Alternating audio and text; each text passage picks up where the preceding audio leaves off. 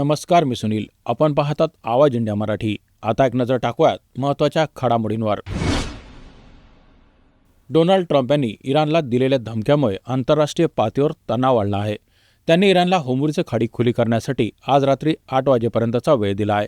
अन्यथा इराणवरील अमेरिकेचा हल्ला निर्णायक ठरणार अशी धमकी दिली आहे. त्याचबरोबर ट्रम्प यांनी इराणच्या ऊर्जा प्रकल्पावर हल्ला करण्याचे संकेत दिले आहेत आणि होर्मुझ खाडी बंद राहिल्यास त्या क्षेत्रात तेल संकट आणण्याचा इशारा केला. ट्रम्पच्या धमकीतून स्पष्ट आहे की इराणने होर्मुझ खाडी खुली न केल्यास अमेरिकेनं इराणच्या ऊर्जा प्रकल्पावर हल्ला करण्याची तयारी सुरू केली आहे. त्यांनी शनिवारी इराणला 48 तासांचा वेळ दिला होता आणि नंतर त्यांना नरकात जा असं म्हणत इराणला थेट धमकी दिली होती. त्याचवेळी अमेरिकेनं असं जाहीर केलं आहे की इराणच्या ऊर्जा प्रकल्पावर हल्ला करण्याचा विचार केला जात आहे. इराणकडून या धमक्यासंबंधित कोणतंही मोठं विधान आलेलं नाही, परंतु या घटनांमुळे मध्यपूर्व आणखी एक युद्धाची परिस्थिती निर्माण होण्याची शक्यता आहे. आज मुख्यमंत्री देवेंद्र फडणवीस यांच्या हस्ते मीरा भाईंदरकरांसाठी महत्त्वाच्या असलेल्या दहिसर काशीगाव मेट्रो 9 या मार्गाचं उद्घाटन करण्यात येणार आहे.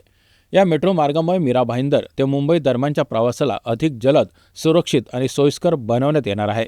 मेट्रो 9 हा मुंबई मेट्रो प्रकल्पाचा एक महत्त्वाचा भाग असून यामध्ये दहिसर ते काशीगाव दरम्यानची वाहतूक अधिक सुलभ होईल. मेट्रो 7 मार्गाशी जोडले गेलेले या मेट्रोच्या मार्गावर प्रवाशांना थेट अंधेरीपर्यंत जाण्याची सुविधा मिळणार आहे. MMRDने प्रकल्पाच्या मार्गिका सुरू करण्याची तयारी पूर्ण केली आहे. संपूर्णपणे उड्डाणपूल स्वरूपातील मेट्रोमध्ये आधुनिक वातानुकूलित डबे, smart card, QR code, ticket सुविधा आणि अत्याधुनिक सुरक्षा यंत्रणा उपलब्ध असणार आहेत. दहिसर, पांडुरंगवाडी, मीरागाव आणि काशीगाव या प्रमुख स्थानकावर थांबलेली मेट्रो प्रवाशांना दहिसर ते काशीगाव हा प्रवास केवळ 10 ते 15 मिनिटात पूर्ण करण्याची सुविधा देईल. बारामतीच्या पोटनिवडणुकीत काँग्रेसने सुनीत्रा पवार यांच्या विरोधात उमेदवार रिंगणात उतरवले आणि यामुळे राष्ट्रवादी काँग्रेस पक्षात नाराजी निर्माण झाली आहे. या संदर्भात पार्थ पवार यांनी काँग्रेसवर तीव्र आक्षेप घेतले होते. त्यांनी काँग्रेसच्या निर्णयाला महाराष्ट्रातील काँग्रेसच्या डाऊनफॉलची सुरुवात असं म्हटलं होतं. त्यांच्या वक्तव्यानंतर शरद पवार यांनी पत्रकार परिषदेत पार्थ पवार यांच्या वक्तव्यावर अप्रत्यक्षपणे प्रतिक्रिया दिली. शरद पवार यांनी म्हटलं की राजकारणातील महत्त्वपूर्ण निर्णय घेण्याच्या क्षणी परिपक्वतेची आवश्यकता असते आणि या संदर्भात पार्थ पवारांना तर्कसंगतपणे विचार करावा लागेल, असा सूचक संदेश त्यांनी दिला. पार्थ पवार यांनी काँग्रेसच्या उमेदवारीबद्दल तीव्र नाराजी व्यक्त करत काँग्रेसने महाराष्ट्रात आपला डाऊनफॉल सुरू केला आहे असंही सांगितलं. ते म्हणाले, माझ्या विचाराने काँग्रेसचा निर्णय खूपच चुकीचा आहे, कारण स्थानिक जनतेचं प्रेम जपलेलं आहे आणि काँग्रेसने मोठ्या नेत्यांच्या असलेल्या पक्षाला विरोध केला आहे. नाशिकमधील भोंदूबाबा अशोक खरात प्रकरणात SITने चौकशी सुरू केली आहे आणि या चौकशीतून महिलांचं लैंगिक शोषण करण्याचा त्याच्यावर गंभीर आरोप आहे. अशोक खरातने त्याच्यावर असलेले आरोप कबूल केले असून त्याने महिलांना जाळ्यात ओढण्यासाठी हातचलाखीची आणि मानसिक दबाव वापरण्याची पद्धत स्वीकारली होती. त्याने महिलांवर चमत्कार आणि वशीकरण करण्याचा दावा केला असला तरी तो खरा एक प्रकारचा मॅन्युप्युलेशन आणि धमकवण्याचा प्रकार होता. खरातने दुनिया झुकती है, झुकानेवाला चाहिए असं विधान करत महिलांचं शोषण कसं केलं हे सांगितलं आहे. तसेच अशोक खरातच्या मुलीच्या चौकशीसाठी SIT तयारी करत आहे. खरातने कोट्यवधी रुपयाची जमिनी आणि मालमत्तेची खरेदी मुलीच्या नावावर केली आहे. या तपासाची SIT प्रमुख तेजस्वी सातपुते आज पत्रकार परिषदेत घेऊन अधिक माहिती देणार आहेत. छत्रपती संभाजीनगरमधील गॅस चोरीवर जिल्हा पुरवठा विभागानं मोठी कारवाई केली आहे. गॅस टँकरमधून अवैधरित्या गॅस चोरी करणाऱ्या टोळीवर ही कारवाई करण्यात आली, ज्यामध्ये एकूण 1.26 कोटी रुपयांचा मुद्देमाल जप्त करण्यात आला आहे. गंगापूर तालुक्यातील हॉटेल साई येजवरील मोक्या जागेत ही कारवाई केली. राज्यस्तरीय भरारी पथक आणि जिल्हा पुरवठा विभागाच्या पथकाने गुप्त माहितीच्या आधारावर धाड टाकली, तेव्हा 2 LPG टँकरमधून अवैधरित्या गॅस सिलेंडर भरणं सुरू होतं. पथकाने तातडीने कारवाई करत टँकर चालकांना पकडलं. जप्त केलेल्या मुद्देमालात 2 LPG टँकर, अंदाजे 35,220 किलोग्रॅम, 17 व्यावसायिक गॅस सिलेंडर तसेच काही छोटे गॅस सिलेंडर आणि गॅस काढण्यासाठी वापरण्यात येणारी उपकरणं समाविष्ट आहेत.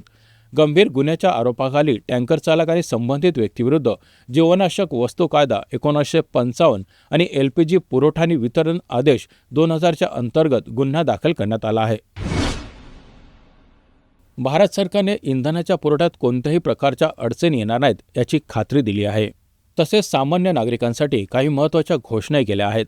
युद्धाच्या पार्श्वभूमीवर इंधनाच्या पुरवठ्याशी संबंधित अफवा पसरवल्या होत्या, परंतु सरकारनं त्यावर स्पष्टीकरण दिलं आहे. येथे काही महत्त्वाच्या गोष्टी दिली जात आहेत. सरकारने स्पष्ट केलं आहे की देशात इंधनाची कोणत्याही प्रकारची कमतरता होणार नाही. देशात इंधनाच्या साठ्याबाबत अडचणी नाहीत आणि सर्व तेल शुद्धीकरण कारखाने पूर्ण क्षमतेने कार्यरत आहेत. आता कोणत्याही व्यक्तीस जेव्हा त्यांच्याकडे ॲड्रेस प्रूफ नाही तरी त्यांना गॅस सिलेंडर मिळू शकतो. यामुळे भाड्याने राहणाऱ्या व्यक्तींना किंवा ज्यांच्याकडे वैध कागदपत्र नाहीत त्यांना खूप मदत होईल. डिजिटल इंडियाच्या प्रभावामुळे गॅस बुकिंग 95% ऑनलाईन झालं आहे, ज्यामुळे पुरवठा अधिक सक्षम आणि सुलभ झाला आहे. सरकारने छोट्या गॅस सिलेंडरची विक्री सोपी केली आहे. यामुळे त्यांना कमी प्रमाणात गॅसची गरज असलेल्या लोकांना मदत होईल. सरकारने लोकांना इलेक्ट्रिक कुकटॉप, इंडक्शन स्टोव्ह आणि PNG वापरण्याचं प्रोत्साहन दिलं आहे, जेणेकरून पारंपरिक इंधनावर अवलंबित्व कमी करता येईल. राज्यात मागील काही दिवसापासून पाऊस सतत हजेरी लावत असून शेतकऱ्यांना मोठा फटका बसला आहे. अवकाळी पावसामुळे पिकांचं मोठं नुकसान झालं आहे आणि त्यासोबत गारपिटासह पाऊस होण्याची शक्यता आहे. भारतीय हवामान विभागानं वादळी वाऱ्यासह पावसाचा इशारा देत येलो अलर्ट जारी केला आहे. गडचिरोली आणि चंद्रपूरमध्ये वादळी वाऱ्यासह पावसाचा इशारा दिला गेला आहे. यामुळे शेतकऱ्यांची चिंता आणखी वाढली आहे. मराठवाड्यात अवकाळी पावसामुळे मोठं नुकसान झालं असून सध्याच्या परिस्थितीत उष्णतेचं प्रमाण वाढण्याची शक्यता आहे. गडचिरोली आणि चंद्रपूर सोडलं तर राज्याच्या इतर भागात उष्णतेची लाट दिसून येईल.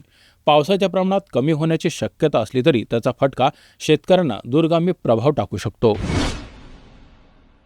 IPLचा 12वा सामना पावसामुळे रद्द करण्यात आला. यजमान कोलकाता नाईट रायडर्स आणि पंजाब किंग्स यांच्यात होणाऱ्या सामन्यातील टॉस कोलकात्याने जिंकून बॅटिंगचा निर्णय घेतला. मात्र KKRच्या डावातील 3.4 ओव्हरनंतर जोरदार पावसाला सुरुवात झाली आणि सामना पुढे सुरू करता येणं शक्य झालं नाही. परिणामी दोन्ही संघांना प्रत्येकी 1-1 गुण देण्यात आले. या 1 गुणामुळे सलग 2 सामने गमावणाऱ्या कोलकाता नाईट रायडर्सचं खातं उघडलं आणि यामुळे KKRला आपला पहिला विजय मिळवण्यासाठी अजूनही प्रतीक्षा करावी लागणार आहे. या बातमीपत्रात इथेच थांबत आहोत. पाहत रहा आवाज इंडिया मराठी.